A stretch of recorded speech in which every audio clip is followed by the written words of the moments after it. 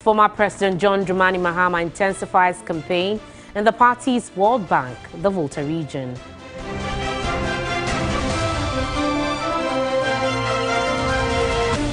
In business tonight, government spent over 4 billion cedis in interest payments on treasury bills alone in the last 3 months.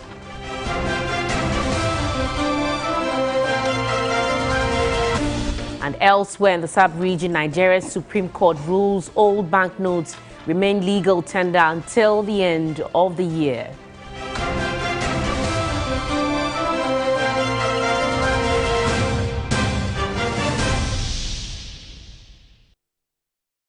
We've got details of all these stories, plus many more coming up in the next 60 minutes. Remember, we're streaming live on Facebook. We're also live on your DSTV channel 279. You can join us with your views, comments, and suggestions on any of our top stories this hour. Let's know what you make of any of our major stories tonight. And we'll begin from Parliament, where there will be a setting up of a committee to probe issues relating to the National Cathedral project. This comes after the Speaker, Alban Bagbin, admitted the motion filed by the minority to have the House look into the matter. The motion filed stands in the names of Minority Leader Dr. Kesel Atuforsen, Deputy Minority Leader Emmanuel Ama Kofi-Buah, Minority Chief Whip Kwame Govent Agboja, and Helen Adra Ntoso, as well as Samuel Okujeto Ablakwa. Well, earlier, the National Cathedral Secretariat had stated that it is fully prepared to submit the entire project to Parliament for investigations if the House decides to set up a committee to look into the project.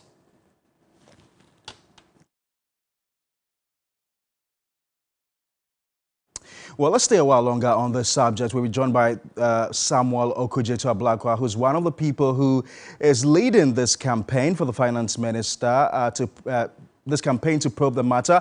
Thank you very much, Mr. Honorable Samuel Okujeto Ablakwa, Member of Parliament for North Tongue. Now, the motion on the probing of the National Cathedral in particular must be good news for you as someone who has championed this cause for transparency on the project, I would imagine. Well, good evening. Definitely good news, but not good news just for me. It's good news for all lovers of transparency, of accountability, all lovers of due process. And indeed, this is a positive development which must be welcomed by all Ghanaians. And I must commend the Right Honourable Speaker Bagbin for the good judgment and the very patriotic and nationalistic discretion he has exercised in this matter. As you do know, he is the sole judge in the legislative arm who can take a decision on these motions, these private members' motions, when they are filed. And clearly, he has exercised good judgment in the national interest. You do know that this National Cathedral project has been really scandal-dominated. It's been scandal-plagued right from day one. This entire conceptualization is still a matter of considerable debate. Is it a private project? Is it the president's personal pledge to God, as he told the nation, and as his Attorney General told the apex court of the land, or it's a national project properly so called? It is not clear. How is it that there were all of these withdrawals? Thanks to the vote of censure committee, we now know that 339 million Ghana cedis, such a colossal amount of money for a country that is insolvent, that is bankrupt, that cannot pay bondholders, cannot pay its loans. It's been downgraded by all the rating agencies. And if you look at the model that was adopted, a very costly model where there were so many demolitions, which has led to the need to pay compensation. There are some of the property owners who are in court demanding judgment debt. The analysis we have done, this project will cost the Ghanaian taxpayer in excess of $1 billion. That is, if you put the $450 million for the physical construction, and you add the consultancies, you add the exclusions. There's so many items that have been excluded. And as the project, remember, we've entered the 12th month of abandonment. If you look at the contract they signed, we are going to pay for all of these long periods of the project having been abandoned. When you put the compensation together, all of these entities who are demanding, compensation, and then need to replace all of these structures which were demolished. And I refer to the Malian ambassador's residence, the Judicial Training Institute, Judges Bungalows, the Comsys IT firm, Waterstone Realty Apartment Complex, the Passport Headquarters, the Scholarship Secretariat, all of these properties that were demolished.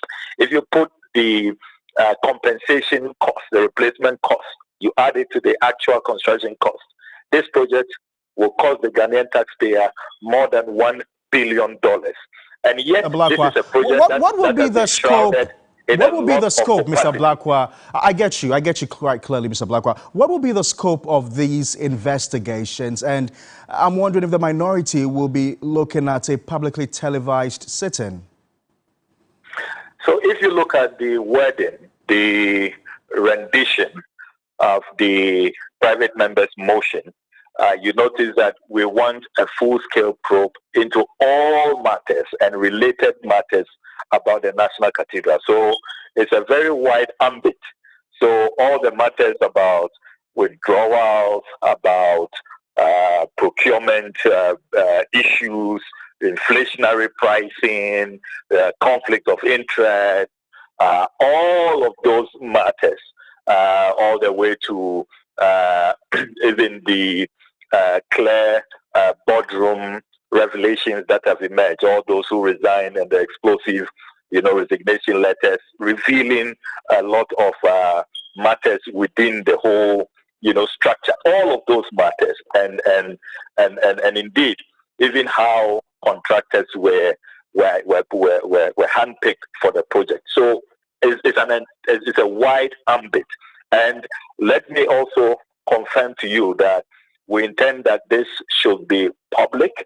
We want it televised live so that the Ghanaian people can follow proceedings. Because, look, we're doing this in the spirit of transparency and accountability. It's the people's money. The people deserve to know how their monies have been spent. And at the end of the day, it's also about lessons. It's also about,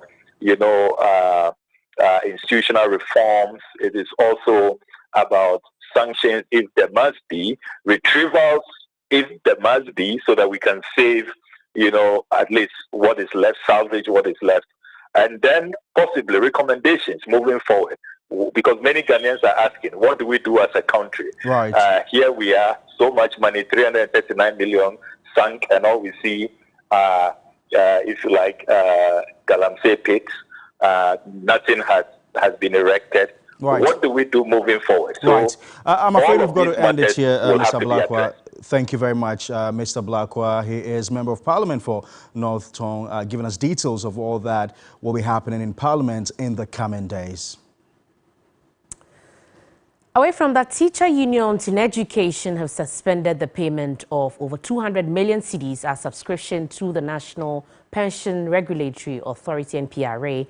The unions took to the decision after accusing the NPRA of failing to compel government to pay their over 400 million cedis arrears of their second-tier pension scheme.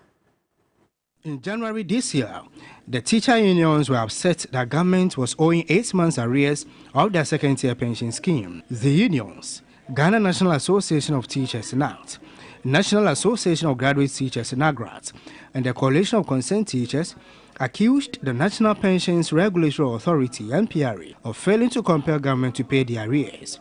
Leadership of the unions threatened to stop the payment of subscription to the NPRA by the end of February for its silence on the pension arrears. However, the NPRA has failed to act, which has compelled the unions to stop the payment of over 200 million cedis. However, the NPRA has failed to act, which has compelled the unions to stop the payment of over 200 million cedis charges to the NPRA with immediate effect. The teachers, out of frustrations and out of their difficulties and the fear of what will happen to them, they write to the board. Now, board, please, we have earlier on told the NPRA that if by February they don't ensure that the monies are paid, some actions will be taken. Right. And the people are saying that we should indicate to the board.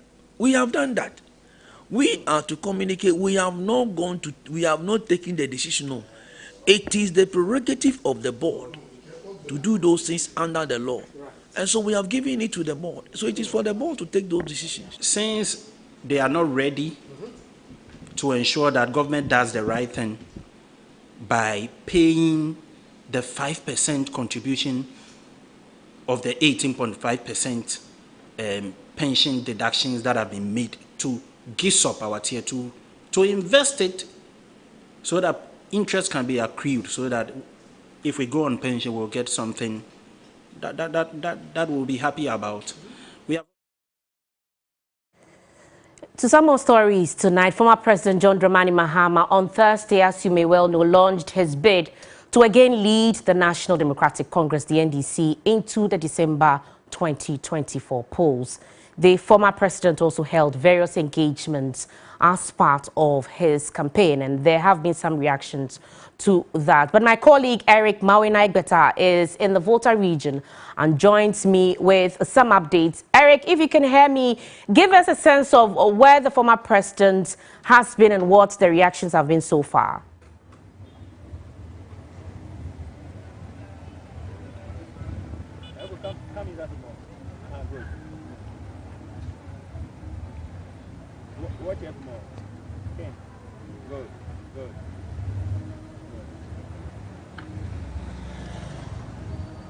We're trying to get to Eric Mawina Egbeta. It's been a packed day for the former president following the launch of his campaign yesterday. Yesterday he met 8 constituencies in the Volta region as part of his campaigning to really become the next flag bearer of the party again. Today he met 5 constituencies. And so he started off at the Domain, the Central Town constituency, then moved to South Dai, then went to Akachi South, Ketu North, Akachi North, and then Agotime Ziofe. So started off in Central Town, Akachi South, Ketu North, Akachi North, and then he's ended today at Agotime Ziofe. And I must say that the welcome has been very rousing for him. A lot of the supporters of the party from different walks of life have come in their numbers to grace every point where he stopped. It's been almost an overwhelming endorsement for him, really, as he's been flanked by all of the MPs present at the various constituencies where he's been visiting, Aisha. Stops that he has made, Mawina, you've mentioned a few places that he has been to. What has he been telling delegates? And does it seem like they are accepting him? Because, of course, you did mention a few places and said that, you know, he made stops there. What has he been telling them?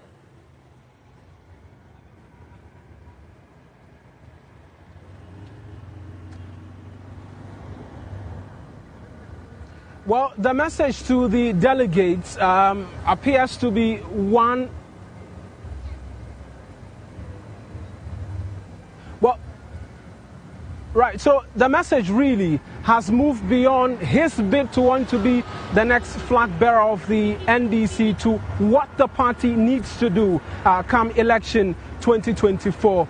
He's been very categoric as to how they can go about to win the next general elections. Away from the pot shots that he's been taking at the current government, he's been very, very poignant on the fact that chairman, constituency executives need to go beyond favoritism and who's been at the party longest when they want to select who becomes a polling station executive. In fact, he's made the point that if anyone is bereft in arithmetic, that person should not be a polling agent for the NDC because it requires an understanding of numbers, it requires a tallying of numbers to ensure that they are able to get things right at the polling unit because that's where elections is won and not really at the campaign ground. And so that's been one of the message that has been very strong. He mentioned that at Akachi North and mentions that as well at Ketu North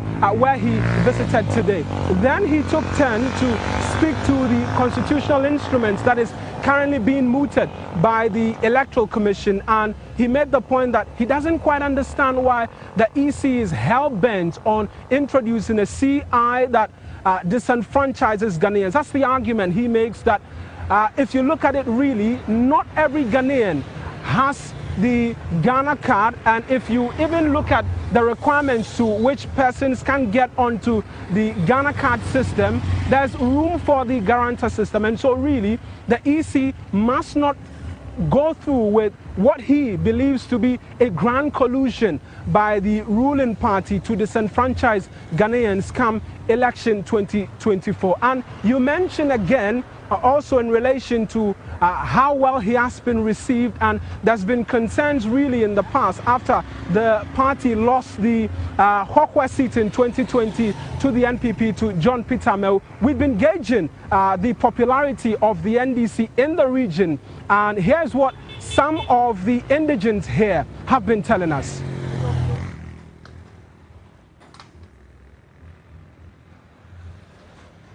Strong base for the largest opposition party in the country. In more recent times, however, questions over the loyalty of the region to the NDC has come up, a concern culminating to the losing of the Hokwe seat to the New Patriotic Party in the 2020 general elections. But chairman of the party in the region, Mauto Agbavito, argues Volta region still remains loyal to the NDC. Volta remains the lifeblood of the NDC. The spirit of the party is here. The founder of the party comes from this region. But is that a statement reflective of the views of the people? Looking at the crisis in the country, the way people are suffering, you know, even some of the MPP supporters are even disappointed that they want to even vote for NDC this time around. So I think this time the NDC is going to carry everything. NDC nyota mi ga jiba NDC na ga gbogbo fa back na mi ro kola ba le kana gbon la na gbo na yita pada manyu na ga gbogbo agbo na na makwe. The people of the Volta region they believe that NDC is their savior. That is what they believe in. Yeah, lonloya nyo modo nyo mi afakpa jiala lonloya ga listen NDC. Neneme ala bele ke fi mi ba le nwo pon la leke nwo le gomejeja nwo le gban la fi fi ke asito troba vala mi ga vale nana ke mesemu. Despite these sentiments, Secretary of the party in the region, James Gunu, believes more needs to be done, particularly a recapture of the Hokwe seat. We have an antidote to this skirt and blouse thing, and we hope that 2024 there wouldn't be any skirt and blouse, because we could have won the Hokwe seat easily without even the SAR. And now that SAR is not part of Hokwe, we are very confident that we're going to win the Hokwe seat back. The governing New Patriotic Party continues in making inroads into the stronghold of its opponent, but current prevailing economic conditions make that an extreme difficulty. Eric Mawena Egbeta, TV3 News, Ho, Volta Region.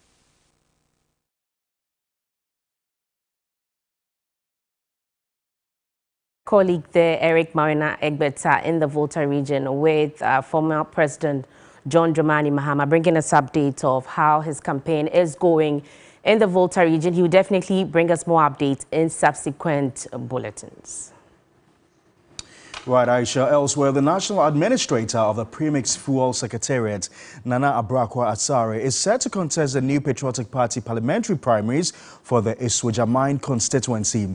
Nana Abrakwah Asare is one of several young people who have declared their intentions to become a member of parliament in the 9th Parliament. He tells Aisha Yakubu Khalid he has all it takes to win the seat. The Isuajamine constituency is one of the safe seats of the NDC in the Eastern region. The NPP has won it only twice in the last 8 elections. But 33-year-old native of Enumboso, Nana Brokwa Asare, is hoping the wheels will turn to his favor to make it 3 out of 9 for the NPP. First, he must win the NPP ticket in the constituency. Nana Brokwa Asare is a Bachelor of Science degree in Geomantics Engineering graduate from the Kwame Nkrumah University of Science and Technology. He says his desire to impact and provide relief to others is what struck his interest in politics. I've always found myself leading people and bringing relief to people. I've demonstrated that wherever I find myself, and especially bringing a soldier man into focus. I've been around the constituency, bringing relief to lots and lots of people. It is on the backdrop of that I've offered myself to serve my people on a bigger platform. That is why I've decided to contest for the upcoming primaries, so that I can bring much more relief to my people and serve them on a bigger scale. Nana Brokwa also holds a master's degree in petroleum geoscience from the University of Ghana and has served as the administrator of the National Premixed Fuel Secretariat for the past 7 years. The role that I play has shaped my leadership skill. Working with fishermen across the length and breadth of the country has given me the needed exposure and given me the requisite skill to be able to lead. In the 2020 elections, current MP of the constituency, the NDC's Thomas Ampemnyako, beat Paul Asare Ansah of the NPP by a little over 1,000 votes to win the seat. Nana Brokwa Asare sees that gap as a glimmer of hope to overturn the tide in favor of the NPP come 2024. I believe the current MP has done his best, but it still leaves more to be desired. I believe there's still a lot more to be done. The constituency has a lot of potential that is left untapped. And I believe it's time we get a leader who will be able to synergize all of this potential and unlock it to the benefit of the general populace. A lot of concerns have been raised about the number of young people entering parliament and whether it is good or bad for the country's democracy. Deputy Speaker of Parliament Joseph Osei-Usu is of the view if care is not taken with the influx of young people in Parliament, the House might be turned into a boxing ring. Nana Brokwa disagrees with his assertion. He says giving young people a chance will rather put experienced MPs on their toes. The attrition rate in Parliament has to do more with the performance of our MPs. People are holding our MPs responsible, which is good. You know, it tells you that when you go to Parliament and you don't represent your people to the best of your ability or to their satisfaction, it means that you are not going to survive the next Parliament. Nana Brokwa Asare is committed to leading grassroots job creation for the youth in Esuojaman through entrepreneurship and agribusiness. My mission revolves around the need to harness party resources to promote growth and ultimately clinch power from the NDC in the Esuojaman constituency. My vision shall be on the broad basis of economic diversification through enterprise development, job creation, youth development, food security through agricultural revolution. With a number of young people making clear the intention to run for members of parliament and the number of concerns about whether or not it is good for the country's democracy, one thing is clear. It is going to be some interesting days ahead. Aisha Yakubu Khalid, TV3 News. Immediate past Chief Justice Sophia Akuffo has called on the government to invest funds earmarked for the Independence Day celebrations on meaningful projects that will benefit Ghanaians. Sophia Akuffo, who is also the chairperson of the University of Ghana Governing Council, made the remarks on the sidelines of a public lecture organized to mark Ghana's 66th Independence Day anniversary. We should be celebrating our Independence Day, but gathering and marching, that's not much. I think whatever money is going to be spent on this celebration, everybody going to the Volta region. If they had selected, let's say, a deprived district, built a new school there, selected a ramshackle district hospital or health center, and upgraded it, and then named it Independence School, Independence Hospital, to be good. And then every year they pick a region, pick a project and do it. I think that will be money better spent, if it is to be spent at all. This would inure to the benefit of the people directly, and it will also last. They're going to talk, march, eat, and come back, and that's all. There is good news for Nigerians now, following a ruling by the Supreme Court on the replacement of the old Naira notes for new ones. Millions of Nigerians had been queuing to have their notes replaced, even after outgoing President Muhammadu Buhari gave approval to the central bank to extend the deadline to turn in old banknotes to April 10. The Nigeria Supreme Court has ruled that old banknotes remain legal tender until the end of the year, bringing relief to millions affected by a chaotic redesign of the Naira notes. The justices said that not enough notice was given to the public before the old notes were withdrawn. Reading out the ruling, Justice Emmanuel Agim said the correct process had not been followed. Not enough of the new notes were released, leading to widespread anger and frustration. Many people were unable to get cash or pay for food and slept outside banks. The policy was announced last October and the new notes were released in mid-December. People were initially given until the end of January to hand in all their old notes, although this had previously been extended amid the chaotic scenes. Meanwhile, my colleague Komla Kluche, who was in Nigeria to cover the just-ended polls, witnessed several scenes of chaos at banks. Okay, so this is the FCMB area here in Garikwi number 2 of Abuja. Fighters just... You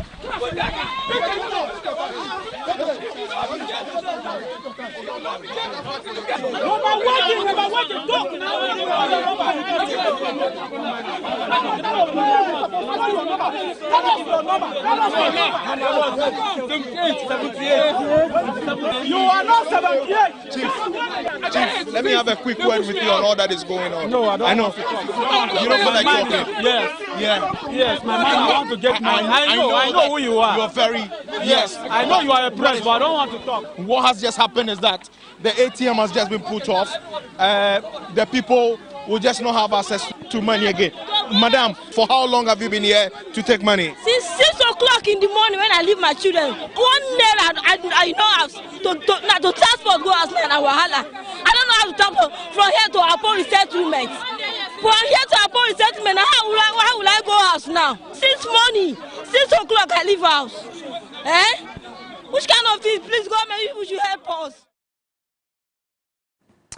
The controversies surrounding the funding of renovation works at the Kumasi Central Mosque has been cleared. Vice President Dr. Muhammadu Bawumia at the opening of the facility described as untruth rumors spreading that funds were secured from Saudi Arabia to renovate it.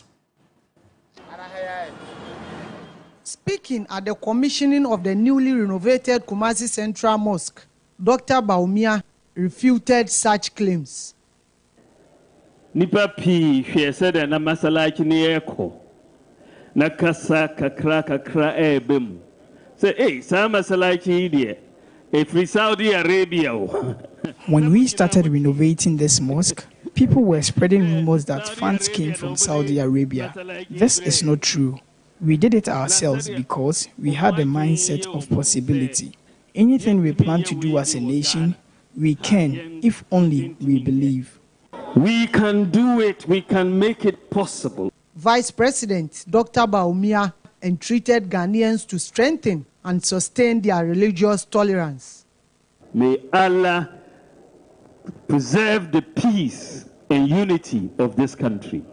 We want to be the haven and the haven of peace and tolerance between the religions across the world. We want Ghana to continue and have that reputation as the haven of peace and tolerance amongst the religions in the world. The Asantehene Otumfuo Osei Tutu II implored leadership of the mosque to properly maintain it.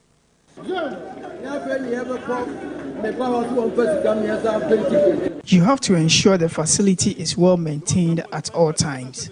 We don't have to sit unconcerned for things to deteriorate and then turn around and go back to the one who funded this project for money to renovate it. I trust the leadership of the mosque will preserve the beauty of this facility. The National Chief Imam, Sheikh Osman Nur Sharubutu, prayed for the nation for a sustainable peace and development. The mosque has been expanded from its 3,000 original capacity to 7,000 capacity. It also comes with 11 furnished offices, 2-bedroom apartments, and 500 capacity conference hall. This is News 360 live here on TV3. Up next is some business news with Della Michelle.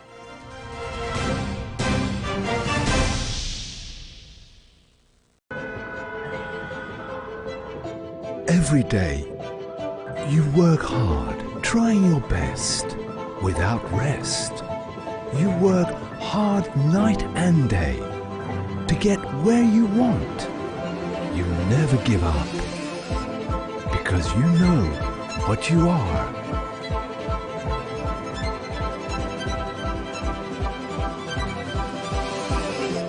And we know it too.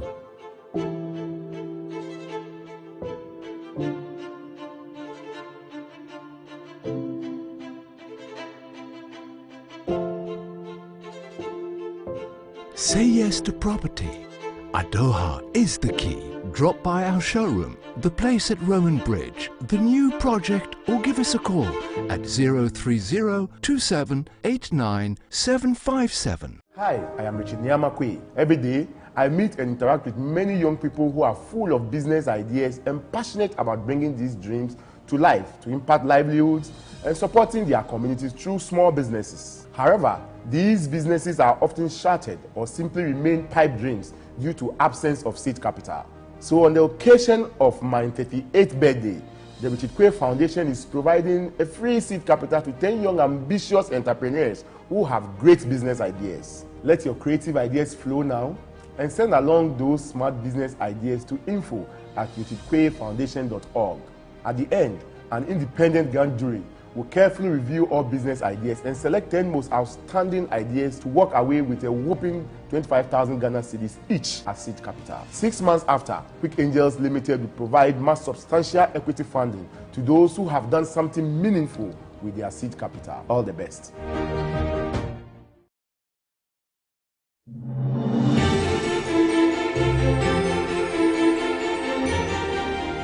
The sweet scent of rose in the morning brings me so much joy. Inspired by damask rose and infused with 100% natural rose oil. Introducing new Clay Soft Perfume Beads Washing Powder.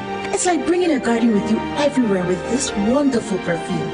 Take a garden with you everywhere you go with Clay Soft Perfume Beads Washing Powder.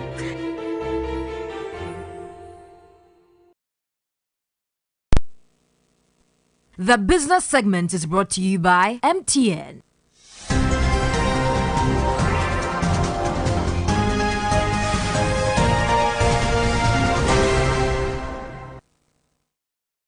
Mama Della Michelle is right here looking very lovely. Royalty. I love what you're wearing. Thank you, Aisha. What's happening in business? Well, quite a number of stories, right. But we've also heard some news with regard to the IMF and Treasury bill, how much government has lost in the past 3 months. Take it away. And let's now bring you the latest in the world of business. My name is Della Michelle. Let's begin with government, as it has cost about 4 billion cedis in interest payment on Treasury bills between December last year and now. This has raised fears amongst many analysts that government's increased appetite for borrowing on the domestic market, coupled with high interest rates, may soon get out of hand. 3 Business has been analyzing the figures and reports. The decline in bond market activity over the last few months has compelled government to resort to T-bills auction, which has witnessed massive patronage. Between December 2022 to end of February, it cost the government of Ghana an estimated 4.41 billion cedis in interest payments on treasury bills. In the last 3 months, government has secured a total of 33 billion cedis worth of T-bills on the market at an average yield of 35%. In comparison to January this year, it appears government's appetite for borrowing on the domestic market has increased. Last month, government borrowed up to 13 billion cedis at an interest cost of 35.5%. This has propelled investor interest in treasury bills due to the lucrative interest on the market. But how sustainable will the high interest rates be? Courage Buti is with GTB Capital. Last week, it was about 5 billion in demand. And that's because T-bills are offering 35% plus now. And people seem to prefer that to the bonds that are doing 8, 9, and at best maybe 15% for the category B bondholders, really. And so naturally, people find that attractive, and that is why you see a lot of funds flowing in there. But over time, the T-bill rate will even out. We've seen inflation begin to slow. Whether that trend will continue or not is yet to be seen. But ultimately, inflation will recede, and then you'll begin to see T-bill rates also recede alongside. In more news this evening, let me find out from you, how do you like your chocolate? Are you particular about the brand you enjoy? What about 100% organic chocolate? As we begin to mark Ghana Month, Business throws the spotlight on made in Ghana products, especially chocolates made here in Amanase in the eastern region of Ghana. Cocoa is Ghana's pride, contributing significantly to the country's total foreign exchange earnings. A variety of products can be derived from the cash crop, but chocolate is the most known. However, there are only a few companies that produce chocolate here in Ghana, with only one organic chocolate producer. I love chocolate. Whether it's dark chocolate, milk chocolate, but this is my first time in a chocolate factory. This is a wonderful experience, I must tell you. In our chocolates, you would find real inclusions like hazelnuts, like almonds, like tiger nuts, like baobab, like moringa. Producing over 10,000 chocolate bars an hour with a 97 employee capacity, Michael Mamonham says market reception for the product has been impressive in the past 2 years and hopeful of gaining more grounds this year. They like it. I wouldn't call it a change, revolution kind of thing, but I would say the add-ons to what already existed, the new variety that people are beginning to see. But the company is bearing the brunt of the current economic situation. The tariffs on utility, for example, electricity. In the very beginning, we were doing an average monthly cost of electricity at just about 25,000 Ghana cedis. And then just in 2 months, we are looking at 45,000 max. And this has made cost of operations very difficult, coupled with the fact where you are paying the same salaries, and if you are doing a dollarized conversion, you realize that what looked like $200 last year for an employee now is just $83. He wants to see government take more initiatives to create a better thriving environment for Ghanaians with dreams of culture and nature for themselves in local production. Government, if indeed wants to walk the talk, can do much more. Imagine if we had up to 20 companies in Ghana all processing cocoa beans and turning it from cocoa beans to liquor, butter, cake, powder, chocolate, instant chocolate drinks, spreads, anything possible to be done with cocoa. Imagine the amount of jobs this would create. Imagine the amount of value. The industry is said to be worth billions. However, all hope is not lost, as there is light at the end of the tunnel, especially for young chocolatiers such as Helena Amponsa. When I was a kid, I had people going for excursions at the chocolate factory, and when they come, they tell us that we ate a lot of chocolate, and I was like, wow, I always heard of them, but I never got a chance to get so close to anything like chocolate. this is another opportunity. I never thought I would be so close to chocolate. She debunks assertions that made in Ghana goods are substandard. Don't just sit home and listen to what people have said. Try to experience it. Because coming to Amanase has changed my perception about Ghana goods. This is how local chocolate is being produced by Fair Afrique in Ghana. So the next time you take a bite, you should appreciate made in Ghana goods. My name is Della Michelle. In more stories this evening, management of the Labadi Beach Hotel has paid 10 million cedis as dividend to its sole shareholder, Social Security and National Insurance Trust, that is SSNIT. The milestone has been attributed to an increase in patronage on the facility due to its exceptional services. The acting managing director of the hotel, David Edufil, further attributed the success story of the facility to innovative approach in its operations. Ghanaians, given the opportunity, would spend in Ghana, and that's what Labadi Beach Hotel did. We saw a huge turnaround in our inflows by Ghanaian patronage. The interim board chairman, Professor Douglas Boateng, lauded staff and management, urging them to work harder. There are challenging times, but we seem to be doing well in certain sectorial areas, including the hotel industry. We declared a dividend of 10 million for 2021 to the shareholder, and we hope to do more because we believe that the future looks good. Senior investment analyst at SSNIT, Joseph Appel Boateng, commended the board and management for the readily response towards its commitments. We just left the COVID year in 2020, thinking that the effect of the COVID will still be in. But looking at what we are receiving now, you will witness that it's a very good performance. The hotel has embarked on a noble project of sponsoring the cost of surgery for one hole in heart patient every year through a partnership with the Children's Heart Foundation Ghana.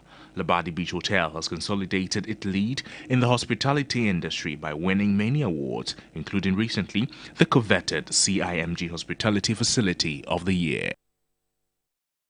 And that's how I wrap up the business news here on News 360 with me, Della Michelle. Log on to 3news.com for more business news. Yao Ofusulabi is standing by with sports. Stay with us after this break.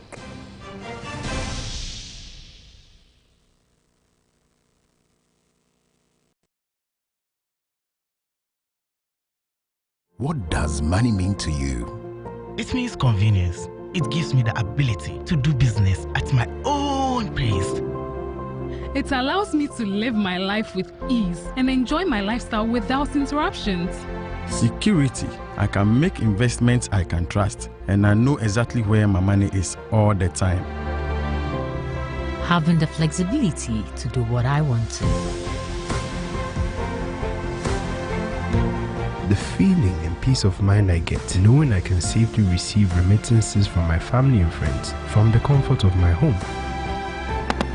Money means safety. Money means so many things to so many people, but no matter what you use it for or what it may mean to you, money is the one thing that keeps us going and makes our lives a little bit brighter. So what does money mean to you? Just Momo it. MTN.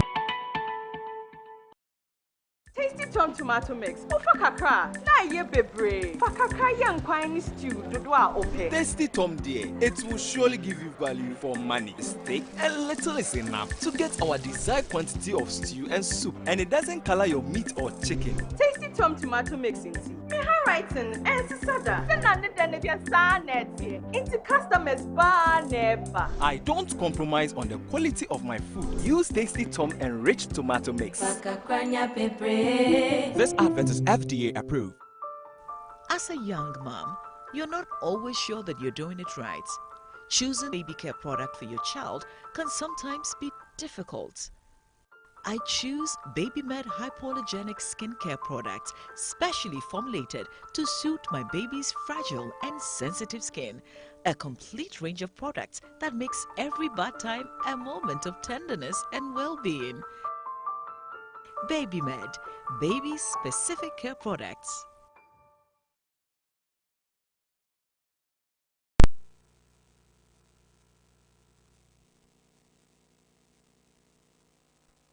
Sports segment is brought to you by Consolidated Bank Ghana, CBG.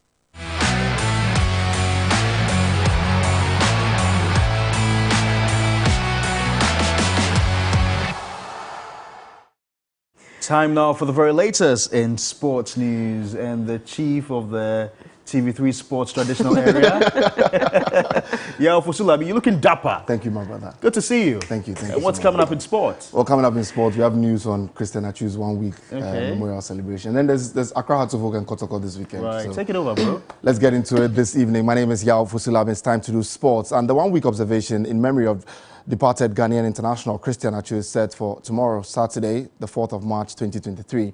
Ahead of the observation, the Ghana Pentecostal and Charismatic Council that the GPCC visited the family to commiserate with them. My colleague Kelvin Oswansa has more in this report. The faith-based organization, which is the umbrella body of over 200 Pentecostal and Charismatic Christian churches in Ghana, was led by the president of the council, Apostle Eric Nyameche, Bishop Gordon Kise, who is the first vice president, Reverend Nana Enyani Buodum, and other executive members. The visit was to meet the spiritual and social needs of the affected family in this crucial time. In times like this, we have to rise to the occasion. It is our job to bring consolation and strength to the family. That is why we came. We just came to encourage the family and then identify with them, sympathize with them. Established 50 years ago, the GPCC has grown to become one of the world-recognized Christian bodies in Ghana. Apostle Nyameche urged professional Ghanaian footballers to emulate Achu's lifestyle and uphold their Christian values. His death and his demise is a very painful one. Like I was saying, it's like a cruel net that has caught a fish in the sea. We want to encourage them to commit themselves to Jesus whilst they continue with whatever they are involved in, because we believe that after death there's judgment.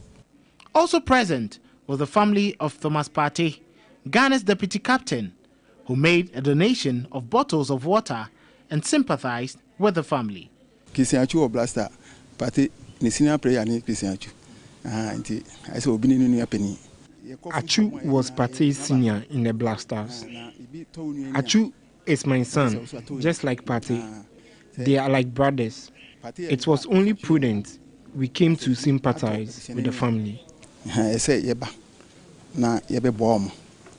Adrian Ghana AstroTurf will host the 1 week observation for the late Christian Achu on Saturday, March 4, 2023. That's Kelvin Oswansa with our reports. Now, ahead of the Kumasi Asante Kotoko and Accra Hearts-of-Oak Ghana Premier League March Week 20 game, which will also double as the President's Cup to commemorate Ghana's 66th independence anniversary, the Ghana League Clubs Association of Ghana Chairman Kujo Fiano has appealed to football lovers to throng the Accra Sports Stadium and expect an entertaining game. So what we are even thinking is that we will get some of the old players, the Oseku Force, the Ahimfuls, to play a curtain raiser. So we are killing 3 birds with 1 stone. Have something in memory or in remembrance of, or as we prepare for Achu's funeral. This will also serve as a precursor to it. Then we have the President's Cup, or this match also serving as a league match, and at the same time a precursor. So Ghanaians should, at least, we should try and celebrate innovations. Let me take this opportunity to thank Accra Hearts-of-Oak, to thank Kumasi Asante Kotoko for buying into this, giving us all the support. There will be a lot of excitement around. We should all come and enjoy the excitement. That's Kujo Fiano, who is the chairman of the Ghana League Clubs Association of Ghana. Now to Accra Hearts-of-Oak itself, and Chapter O chairman Kasim Awal Osman admits he fully backed the fans who were at the club's training grounds in a bid to prevent head coach Slavko Matic from training with the team. According to Osman, the coach has recorded a series of poor results recently, and they do not want him to take charge of that game against Kotoko on Sunday. I am Chapter O chairman. I'm speaking now in the capacity of Chapter O chairman. Those guys that led the sacking of the coach from the training ground today, I gave them my power. I gave them the backing. I asked them to lead a crusade to go and fire the coach from the training ground. Do you know why? Because supporters are not happy with the performance of the coach, and the management or those who brought the coach are just sitting there idle, doing nothing. And as supporters, we cannot afford to continue to be losing at Accra Sports Stadium. It thinking the fact that we are even going to play Kumasi Asante Kotoko on Sunday. This Yama Wulu Wulu coach is not on the bench. What are we going to do? I mean, I am very optimistic that in his absence, we'll achieve what we want. We'll get definitely. Right, so let's just check out the fixtures for this week in the Ghana Premier League. And top of them is the Accra Hearts of Oak and Kumasi Asante Kotoko game that will come off on Sunday. And then there's Dreams FC who will take on Karela on Saturday. King Faisal will also face Accra Great Olympics in Abrankese at 3 p.m. also on Saturday. And then there's Tamale City who face Accra Lions in Swatreman who will take on bottom place Kotoku Royals. And then Legon Cities will also face Real Tamale United. Samatex will take on Adriana Stars also in Samre Boy at 6:30 p.m. My name is Yao Fusulabi, and that's all the sports news this evening here on News 360. Entertainment news will come after the break.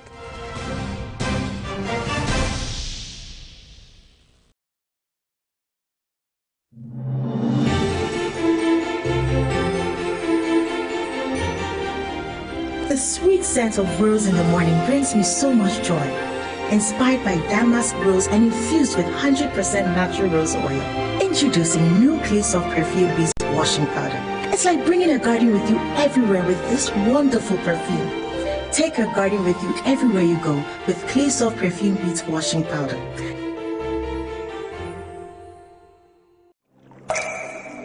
Water is life.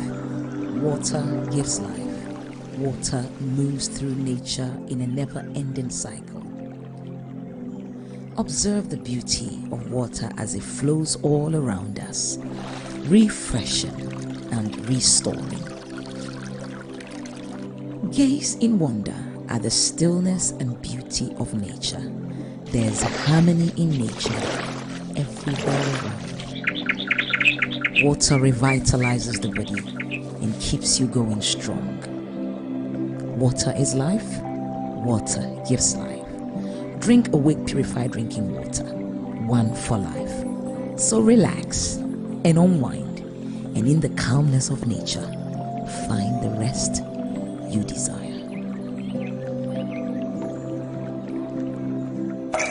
For every bottle of Awake you buy, an amount to be donated to the National Cardiothoracic Center. This advert is FDA. Entertainment news segment is brought to you by Awake Purified Drinking Water.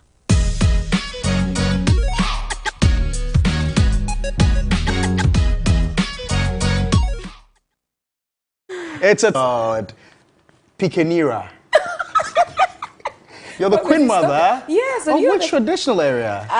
Somewhere from Kwewu. Oh, you look lovely. You look lovely. We should take a picture together right after the news. Yes. Aisha, I don't think you would match us. No, I'm not. Yes. I'm not part of this. You've got to give us some space. Mira, take it over. Of course. My name is Anita Ekia Ekufu, and in celebrating Ghana Month and our rich culture, some presenters here on TV3 earlier today adorned themselves in our beautiful cultural attires and also shared some information about their regions. Here are some excerpts.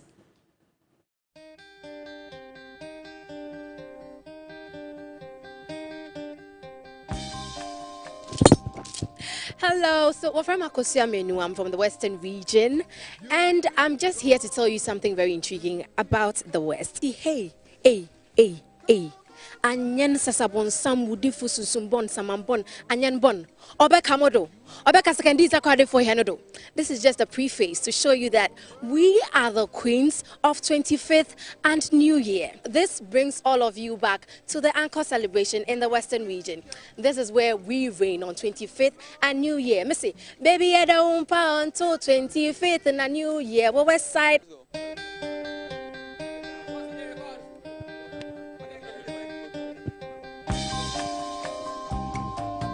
I am Nana Kwesi Bedu II.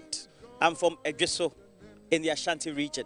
And the good thing about the Ashanti region is that we are bold, we're fearless, and we're warriors. We, in the annals of our history as Ghana, resisted during the creation of the Gold Coast, the inclusion into the Gold Coast by fighting off our colonialists, the British. The Ashanti region has Kumasi as its heartland or the capital. Don't forget you are well.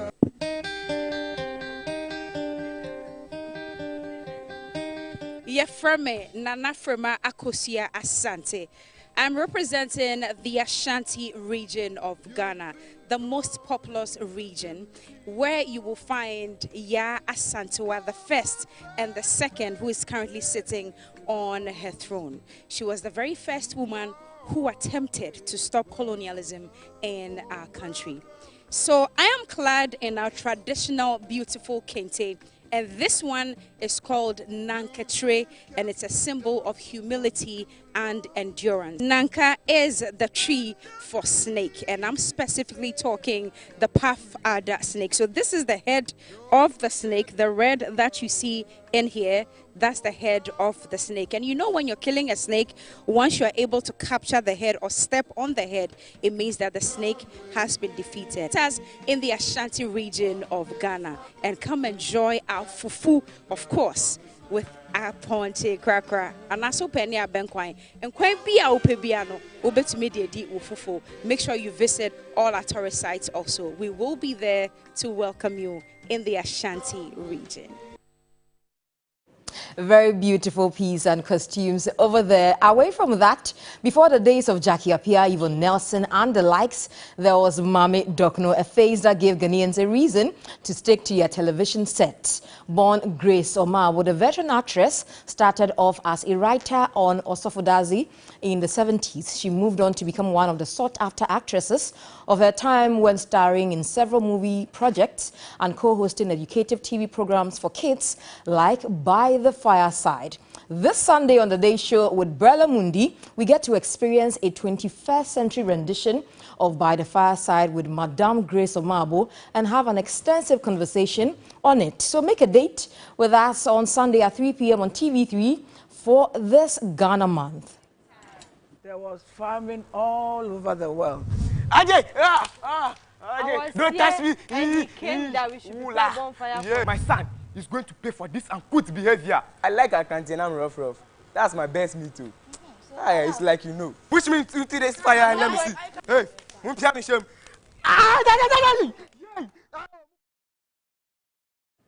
and that'll be all for entertainment. My name is Anita Ikuya Ekufu. Have a good evening.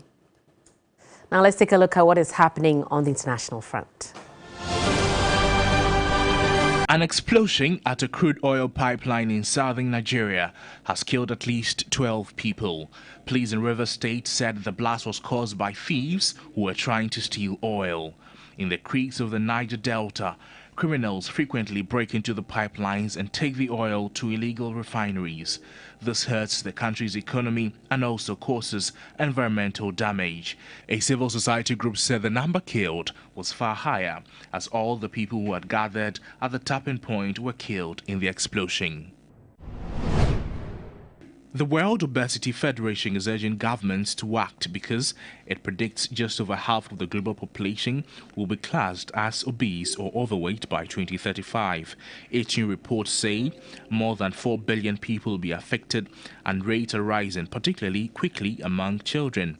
It says almost all the countries expected to see the greatest increases are low or middle income countries in Africa and Asia. Reasons include trends in dietary preferences towards more highly processed foods, greater levels of sedentary behavior, weaker policies to control food supply and marketing, and less well-resourced healthcare services to assist in weight management and health education. The Federation says the financial cost of obesity will amount to $4 trillion annually by 2035. Oh, this is Tumsona now. We're wrapping up. Yes, my subjects. That's it for News 360 tonight. You mean we've closed? Yes. You can't do again? No. You can find more news on 3news.com. My name is Aisha Yakubu. My name is Parkwesi Asari. Oh, Tumsona.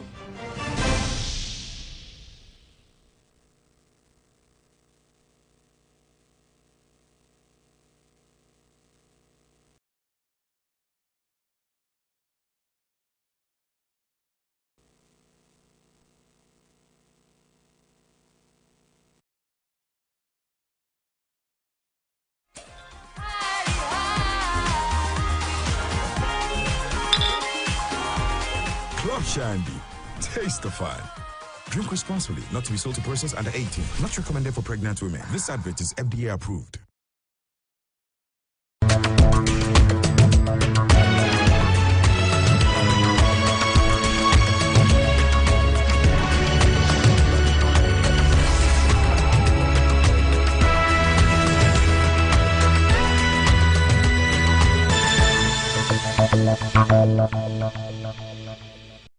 This program is rated PG.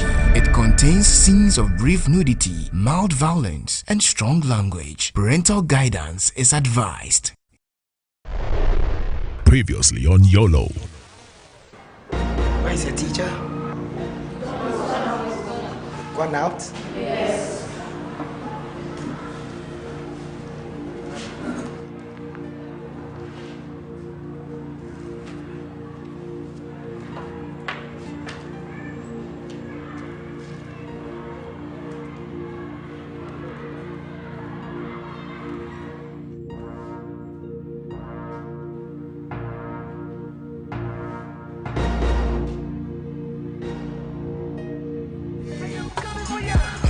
For the